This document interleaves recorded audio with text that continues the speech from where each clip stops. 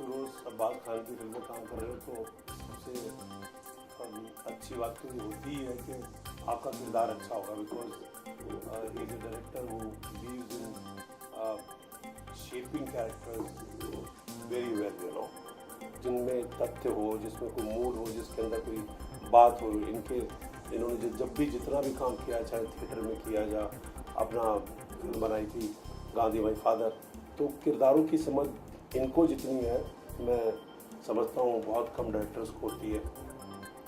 मैं इसमें एक पॉलिटिशियन का रोल कर रहा हूँ, एक जो कि एक न्यूज़पेपर का भी मालिक है, और कैसे एक्चुअली वो अपने शहर की पॉलिटिक्स को और शहर के लोगों को मैनूवर करता है और अपने फ़ायदे के लिए।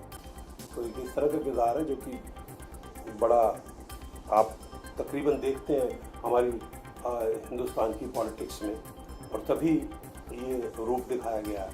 ये पॉलिटिक्स मतलब ये कुर्ते पजामे में भी हो सकता था, लेकिन ये जो कीचड़ में सना आदमी जो कीचड़ लगा हुआ है और टोपी पहन के फिर भी स्माइल कर रहा है, मतलब आज हमारे पॉलिटिशियंस के ऊपर कितनी भी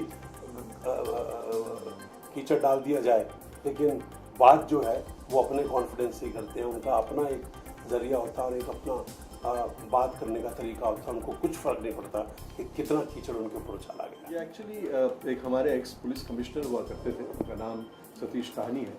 तो ये हमारे एक एक्स पुलिस कमिश्नर हुआ करते थे जिनका नाम है सतीश साहनी। उन्होंने मुझे इस हादसे के बारे में बताया था कि जब वो उनकी पहली पोस्टिंग थी और उसमें ये एक हादसा हुआ था कि एक आदमी जो है इलेक्ट्रोक्यूट हो गया था, और उसके बाद में उसकी आइडेंटिटी के किस मज़हब का है उसको लेकर बड़ा हंगामा हुआ था। और जब उन्हें पता चला उसकी आइडेंटिटी, तो आप जो है मैं स्तब्ध हो गया था उस वक्त। तो उस कहानी को या उस हादसे को लेकर मुझे यूँ लगा कि इस हादसे में पूरे हिंदुस्तान की कहानी छिपी हुई है। तो इसलिए हमने ये कहानी उनसे लेकर और फिर हमारे जो राइटर है उनसे कहा कि इसको लेकर हिंदुस्तान की एक तस्वीर इस कहानी के ज़रिए जो है आप दिखाएं। तो ये सत्य घटना पर आधारित है, लेकिन वो उसका सिर्फ इंस्पिरेशन है। उसके बाद हमने पूरी की पूरी अपने तरीके से उसकी कहानी बनाई। मैं सतीश साहब का बहुत पहले से बहुत बड़ा फ़ैन हूँ। जब मैं इनको थिएटर में देखा करता था, क्योंकि अमूमन लोगों ने इनको सिर्फ जो रोल्स होते हैं कॉमेडी रोल्स और उसमें देखा है उनको, लेकिन मैंने उनको उस वक्त देखा है जब ये मुंबई में आए थे और पृथ्वी थिएटर में मैंने इनके प्लेस देखे थे, और हर एक प्लेस में लाजवाब काम किया था उन्होंने। तो मैं उनका बहुत बड़ा फ़ैन हुआ करता था। और जब मुझे मौका मिला, एक प्ले मैंने किया उनके साथ में, उसका नाम है सेल्समैन रामला, जो डेथ ऑफ अ सेल्समैन जो क्लासिक है उस पर आधारित है, और उसका रोल रामलाल का रोल सतीश कौशिक ने उसमें किया था। और मैं समझता हूँ कि हिंदुस्तानी थिएटर के इतिहास में ये चुनिंदा परफॉर्मेंसेस में से एक परफॉर्मेंस कहा जाएगा। और जब आर्थर मिलर का देहांत हुआ तो स्पैन मैगजीन जो है अमेरिका की, उन्होंने जब बताया कि जो बेस्ट सेल्समैन जिन्होंने किया है दुनिया में, उनमें से एक था सेल्समैन रामला और उसमें सतीश कौशिक। तो मैं उनका बहुत बड़ा फ़ैन हूँ एज एन एक्टर। और जब ये रोल जब हम कर रहे थे तो सतीश कौशिक ही थे पहले और सतीश कौशिक ये आखिर इस रोल में। तो उन्हीं को लेकर, और मैंने उनसे कहा भी था जब फिल्म करने वाले थे कि सतीश मैं आ रहा हूँ तुमको साइन करने के लिए, क्योंकि दूसरों का पता नहीं लेकिन तुम तो इस फिल्म में हो। तो बिल्कुल पहले से ही मेरे जहन में सिर्फ सतीश कौशिक ही थे और इसीलिए मैंने उन्हीं को लिया। दूसरी कोई क्या अपना ऑप्शन मेरे सामने थी नहीं, और उसी को लेकर सबसे पहली बात तो ये है कि ये किसी एक किरदार की फिल्म नहीं है। असल में इसमें एक ऑन्सेम्बल कास्ट है, क्योंकि हिंदुस्तान की जब बात कही गई है तो अलग अलग स्फेयर के लोगों को इस्तेमाल किया है। और फिरोज साहब ने जब ये फिल्म सोची थी तो ये कोई ऐसा नहीं कि इसके अंदर कोई प्रोटैगनिस्ट है या कुछ एक वो है। ये अपने आप में एक फिल्म है। सबसे पहले एक फिल्म है, उसके अंदर पात्र है असल में, और इसके अंदर कोई हीरो हीरोइन या कोई विलन या कुछ इस तरह की कोई चीज़ है नहीं। और जहाँ तक कि काम करने का सवाल है, फिरोज साहब का जो ब्रीफ है वो हम दोनों ने इतना काम किया हुआ है, 14 साल से हम अपना नाटक कर रहे हैं। मैं इनके काम का बड़ा मुरीद हूँ, और तो मेरे को लगता है कि हम दोनों में एक तालमेल है जो समझ में आ जाता है। और तकरीबन मैं हिंदी फिल्मों में जब एक्टिंग करता हूँ तो हमारे रोल पप्पू पेजा टाइप और या मुत्तु स्वामी टाइप और वो हिंदी फिल्मों के अलग मतलब वो थे। लेकिन जब आप इस तरह के किरदार करते हैं तो आपको डायरेक्टर की मदद चाहिए होती है, और स्पेशली जब फिरोज साहब जैसा डायरेक्टर हो तो आपको तकलीफ ज़्यादा नहीं होती है, बिकॉज उनके एक ब्रीफ से अगर एक्टर समझदार है तो पता चल जाता है कि क्या करना है। तो इन्होंने मुझे बहुत ही एक नॉर्मल एक पॉलिटिशियन जिस तरह से लिखा हुआ है, जो लिखा हुआ है उसको अच्छी तरह से अंदाजे बयां कर दो, मतलब है ना, उस कैरेक्टर को अच्छी तरह फील करो। फिर खुद की रिस्पॉन्सिबिलिटी होती है, आपके पास आपका जो मेन कैप्टन है वो आपको सही तरह से बता रहा है कि कैसे उसको करना चाहिए। और लिखावट में इतनी अच्छी बात है क्योंकि फिरोज भाई का खुद भी जो है ना लिखावट में बड़ा हाथ रहता है, तो उस वजह से मुझे कोई तकलीफ नहीं हुई और मैंने बहुत आराम से, हमारी 2 दिन की शूटिंग थी, कोई बहुत बड़ा इसके अंदर ऐसा वो नहीं है कि शुरू से आखिर तक रोल, वैसे तो शुरू से आखिर तक है, और जितना सब लोगों का काम है थोड़ा थोड़ा, पर everybody is so good in the picture. कोई नया लड़का भी है, कोई नई लड़की भी है, एक यंग लड़की है जो जिनका एक रोमांटिक ट्रैक है, she is so super in the picture, you know.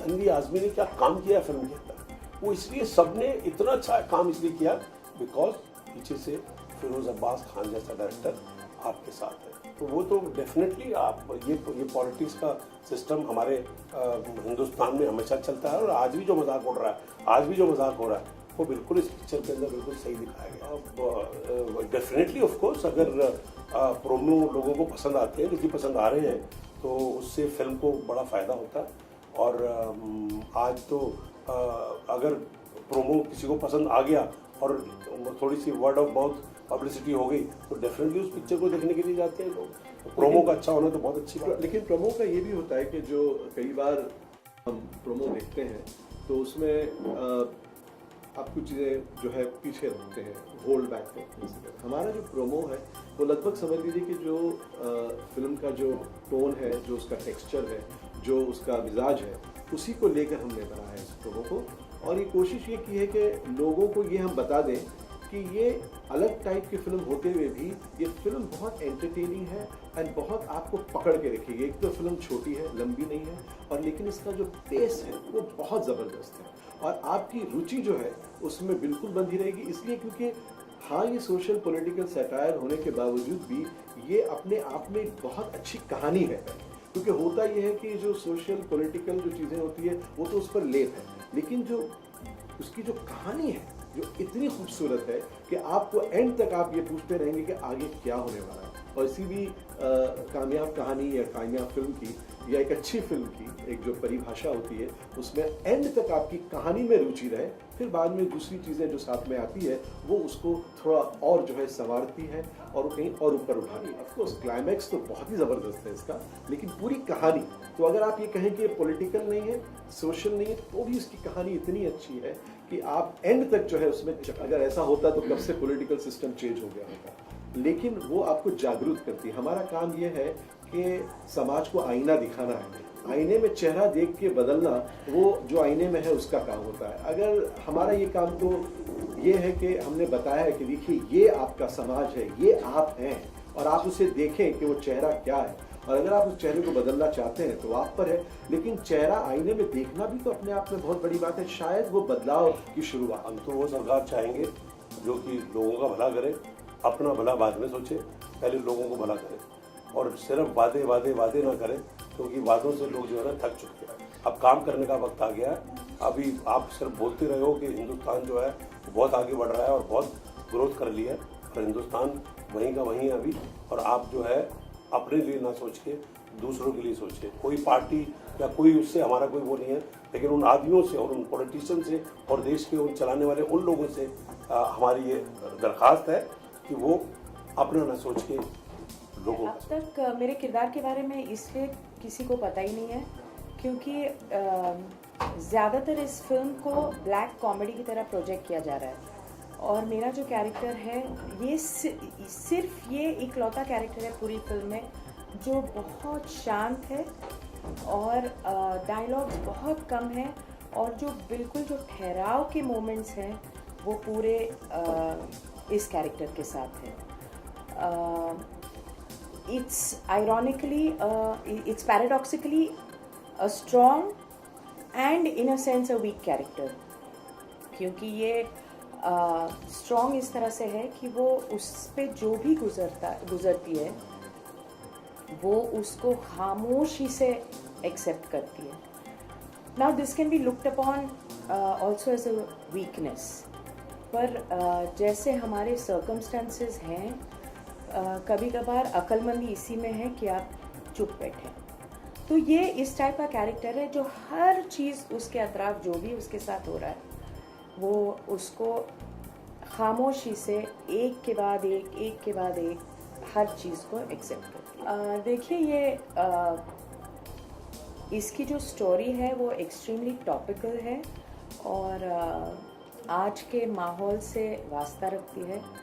तो it's a kind of subject that will always appeal to the masses, to the classes. और हमारी कोशिश यही है कि ये इसकी अब्सर्डिटी के थ्रू हम बताएं लोगों को कि एक्चुअली हमारे साथ हो क्या रहा है, हमारे देश में हो क्या रहा है. एंड थोड़ा objectively you can sit and laugh at what is going on in our country. दुख की बात है, दुख की बात यह है कि इनका हमारा कोई साथ सीन नहीं है असल में. जैसे कि मैंने बताया कि ये फिल्म जो है ये एक ऑन्सेम्बल कास्ट है. इसमें कम से कम 15-20 जो है किरदार हैं जो जिनकी स्टोरीज जो है वो अलग अलग. जैसे तन्वी की फैमिली की जो पूरी स्टोरी है वो एक अलग तरह चलती है उस माहौल में. मैं एक पॉलिटिशियन का रोल कर रहा हूँ तो मेरी कहानी जो अलग चलती है.